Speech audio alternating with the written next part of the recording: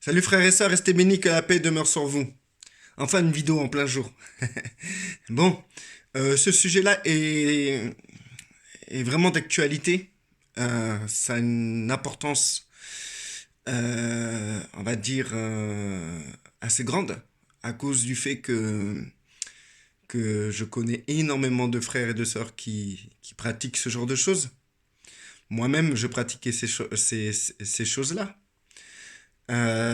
Encore une fois, hein, je parle de ce que je connais très bien, très clairement, et c'est un sujet qui vous permettra de, de débloquer des situations dans votre vie qui sont aujourd'hui peut-être bloquées à cause d'un comportement qui ne correspond pas à un enfant de Dieu.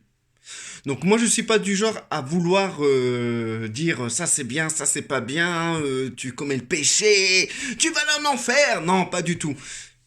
Cette vidéo n'a pas pour but de vous culpabiliser. C'est pas mon but, le but de toutes mes vidéos. Cette vidéo vous amènera dans une réflexion un peu plus approfondie de ce que vous avez l'habitude d'avoir par rapport à ce thème. Donc je vous cache pas, ce thème vous le connaissez car ça sera dans le titre. Euh, donc, frères et sœurs, je connais quelqu'un qui a fait un rêve.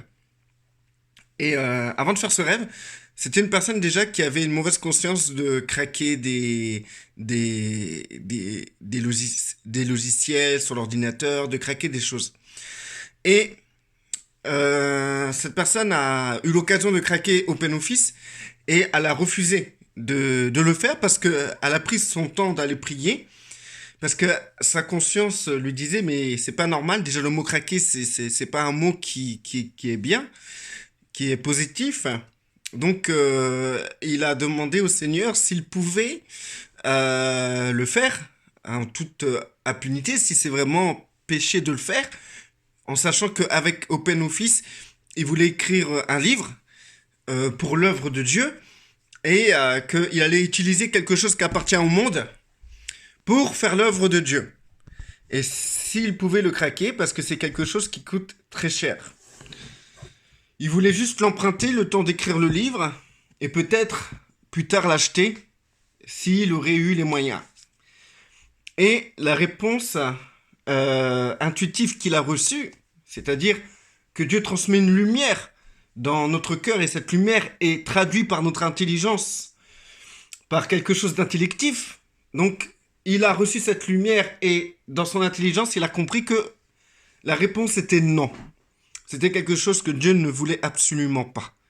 Donc du coup, il a été voir fier de sa réponse, le geek, la personne qui pirate, qui craque, en lui disant non, je ne peux pas avoir OpenOffice de cette manière-là parce que je suis un enfant de Dieu et que je dois pas voler. C'est pas correct de voler, de prendre des trucs de cette manière-là. Si je le veux, je dois l'acheter. C'est comme ça. Si je l'achète pas, ben c'est comme si je volais. Et malgré les assistances de la personne, en sachant que c'est pour rassurer, en sachant que le geek voulait rassurer ce chrétien, cette personne que je connais, ce quelqu'un, et ben en fait, ben comment dire, il a, il a eu la joie de dire non. Parce que cette lumière qu'il a reçue de Dieu, et cette lumière qui a été traduite dans son intelligence par cette réponse négative, et le fait de mettre en pratique cette réponse, lui a donné beaucoup de joie. Donc il était vraiment heureux de dire non. Un jour, pas longtemps après ce, cette scène, il rêve. Il dort, et dans son sommeil, il fait un rêve. Et dans ce rêve, il rencontre des gens, et il était fier de dire dans son rêve que non, lui, c'est quelqu'un qui va pas craquer les trucs sur ordinateur, etc., parce que c'était du vol, etc. Et une personne est venue vers lui en lui disant, mais tu dis ça, tu dis que t'es pas un voleur, tu ne craques pas, mais pourtant tu regardes des films sur des sites où les gens volent, sont des voleurs. C'est des films où tu peux télécharger des films. des sites où tu peux télécharger des films, des sites où tu peux regarder des films qui sont même pas sortis encore en DVD, en streaming. Et comment dire, et tu fais ton malin parce que tu es obéissant et que soi-disant, tu ne voles pas. Mais pourtant, tu es un voleur. Et la personne se réveille. Et d'un coup, elle a compris que ce rêve venait de Dieu. C'était un message que Dieu lui a donné. C'est un message que Dieu lui a apporté. Voilà comment la personne a pris ces choses-là. Et effectivement, en étudiant plus profondément cette situation, ce rêve, effectivement, la personne a pu constater, d'après les lois, etc., comment ça se passe sur Internet, etc., que aller sur des sites qui hébergent des films de manière illégale, c'est participer au vol, c'est collaborer au vol, c'est être complice du vol, c'est se faire voleur. Une fois regardé et téléchargé sans financer, c'est les personnes qui ont fait ce film. Et même si c'est un film, ben, c'est qui vole un œuf, vole un bœuf. Désolé. Vous n'allez pas me dire, oui, mais attends, dans le magasin, j'ai juste volé un paquet de poulet. C'est pas grave, j'avais faim. Mais c'est volé, frère. C'est volé. Oui, mais c'est pour mon bien. Il fallait que je mange pour que je puisse continuer l'œuvre de Dieu. Mais c'est volé. Donc du coup, se faire voleur pour un film, déjà, pour un chrétien, c'est pas top, top, top. Déjà, regarder des films, c'est déjà pas top, mais on peut regarder des films, c'est pas un péché, mais se faire voleur pour ce film, ou pour un jeu, ou pour un truc sur Internet, n'importe quoi, un truc que vous avez pris de manière non conforme aux règles et aux lois, eh ben, c'est pas correct. Et donc, du coup, ce comportement amène un blocage. Souvent, les gens se disent, mais pourquoi l'autre, comment dire, il est béni? Pourquoi l'autre, comment dire, le Seigneur l'utilise énormément? Comment ça se fait que il est toujours heureux? Moi, ça va pas. J'ai des hauts, j'ai des bas. J'ai des problèmes d'argent. J'ai des problèmes de ça. Et que, au résultat, quand on creuse, eh ben, on voit que vous êtes des voleurs. On est voleurs. On est des voleurs. Comment Dieu peut bénir un voleur? Tu t'amuses à te servir comme ça, même si c'est des gens du monde, hein, même si c'est des soi-disant, c'est des gens du monde, c'est des films qui sont un peu, comment dire, qui sont pas chrétiens, c'est des films qui sont un peu sataniques. Déjà, qu'est-ce que tu regardes ce genre de film, déjà, tu vois, tout simplement, quoi. Mais en plus, tu te fais voleur pour ce genre de film, alors que c'est pire. C'est, c'est, c'est un non-sens. Donc, euh, donc, tu te sers au lieu d'acheter normalement ce film en DVD ou vous le louez. C'est les manières dont on, on peut acheter un film, quand on peut regarder un film. Sinon, il y a la télévision. Il y a des sites hébergeurs de films que nous payons comme Netflix et d'autres sites qui s'ouvrent de plus en plus. Il y a SFR, Orange, les trucs comme ça qui hébergent énormément de films que tu payes dans ton forfait ou tu payes en louant ou en achetant. Donc du coup, même YouTube s'est mis à faire ça, mais, et YouTube paye des droits d'auteur. Maintenant, si vous allez sur des sites sur Internet où ces sites hébergent des films où ils ne payent pas de droits d'auteur, alors comment les reconnaître? C'est facile, vous allez sur ce site, vous pouvez regarder ces films sans payer un centime. Voilà. Et en plus, ces sites sont gorgés de pièges parce que c'est des pirates qui font ça. Et ces gens-là, dès que vous allez sur leur site, ils peuvent pirater votre ordinateur. Ça, c'est à savoir, frères et sœurs. C'est des choses que je me suis renseigné et tout, etc. Et que j'ai pu constater, en fait, c'est des nids à pièges. C'est des nids de serpents, en fait, ces sites-là. Et du coup, frères et sœurs, énormément de personnes sont concernées. Alors, cette personne, ce quelqu'un que je connais, elle a pris conscience de ça maintenant, elle ne va plus sur ces sites-là pour regarder des films.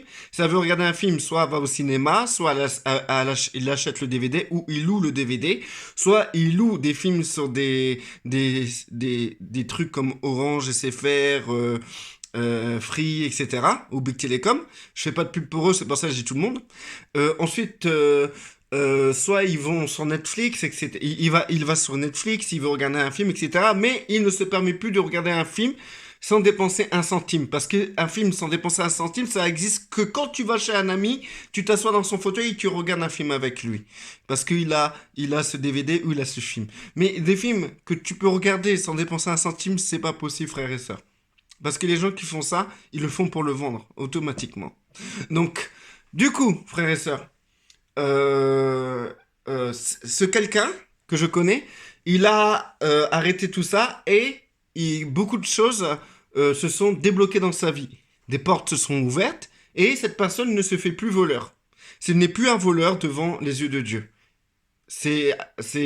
Même si cette personne-là faisait tout bien, il y avait cette étiquette sur son front, c'était marqué voleur, tricheur. Et tant qu'il y avait cette étiquette-là, le Saint-Esprit ne pouvait pas librement agir dans sa vie. Il était toujours bloqué.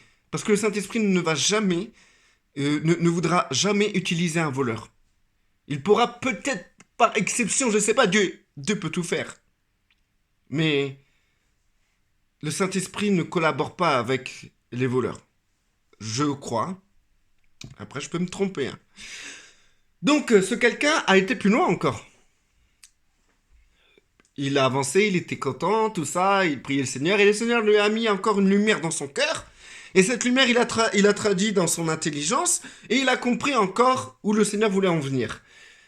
Du coup, le Seigneur lui a expliqué que, bien sûr, voilà, est-ce que quelqu'un qui vole un œuf, et qui se rend compte qu'il a volé un œuf, peut librement le manger? Non.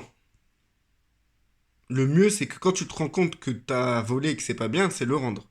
Donc, la personne s'est dit que tous les films qu'il a téléchargés, tous les logiciels qu'il a craqués, toutes les choses qu'il a pris d'une manière illégale, eh ben, il va les rendre. Il va pas les financer parce que sinon il est ruiné. Mais il va les effacer. Il va les effacer. Il va pas les garder. Il va pas garder ce qui ne lui appartient pas. Mais il s'engage de maintenant d'acheter soit un DVD, d'aller soit au cinéma pour aujourd'hui être déjà dans la légalité. S'il veut se détendre, le faire d'une manière propre et aussi pour encourager les personnes qui font des films et des films des films très intéressants. Des films instructifs, des films qui nous comment dire, qui nous détend, des films qui peuvent nous faire réfléchir. Et les logiciels comme OpenOffice ou les trucs comme ça, ben, comment dire, c'est des logiciels magnifiques. Ça coûte rien d'encourager les gens qui font ces logiciels par un petit billet. Voilà comment cette personne s'est engagée et comment cette personne s'est mis en règle avec Dieu d'une manière simple et d'une manière explosive. Donc frères et sœurs, si cette vidéo vous concerne, ben méditez bien, réfléchissez bien, ne vous trouvez pas des excuses à la geek, des excuses modernes. Oui, mais moi, je télécharge pas, je regarde en streaming. Mais mon vieux, tu regardes quelque chose en streaming, cette chose que tu regardes en streaming, tu regardes ça gratuitement. Et si tu regardes ça gratuitement, c'est qu'il y a un problème. Surtout si tu vas sur des sites qui ne payent pas de droit d'auteur. Et pour savoir c'est quoi un site qui ne paye pas de droit d'auteur, je l'ai dit tout à l'heure, c'est des sites où tu payes pas un centime. Mais oui, mais il y a les publicités. En plus, tu leur donnes de l'argent. Non seulement tu voles ces gens, tu voles les vraies personnes qui ont fait ces films, et en plus de ça, tu le donnes de l'argent à ceux qui volent justement ces films. Bravo quoi, le niveau quoi, bravo. Bravo le niveau dans lequel on était. Dans lequel on est, quoi.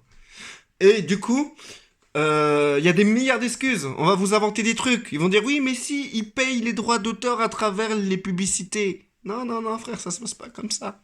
Allez vous renseigner. Allez vous renseigner, frères et sœurs. Soyez honnêtes, allez jusqu'au bout dans votre recherche. Soyez transparent dans votre recherche.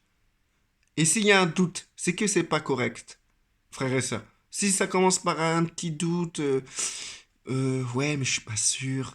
Donc dans ces cas-là, arrête tout de suite. Parce que si t'es pas sûr, frère, c'est qu'il y a un problème. Si t'as un doute, il y a un problème. Sois propre devant Dieu. Et ne t'étonne pas que tu sois un peu décalé, déphasé, déséquilibré vis-à-vis du Saint-Esprit qui vit en toi en te comportant de cette manière-là. Tout simplement. Je vous ai dit, frères et sœurs, c'est pas dans les grosses lignes c'est pas dans les grosses lignes où vous allez trouver le problème de votre vie en Christ, de votre marche en Christ. C'est dans les petites lignes, c'est entre les lignes, frères et sœurs. C'est dans les petits détails, frère. Dans les petits détails. À vous de voir. Moi, j'ai parlé. À vous de réfléchir. Vous prenez pas. Je m'en lave les mains. Restez bénis.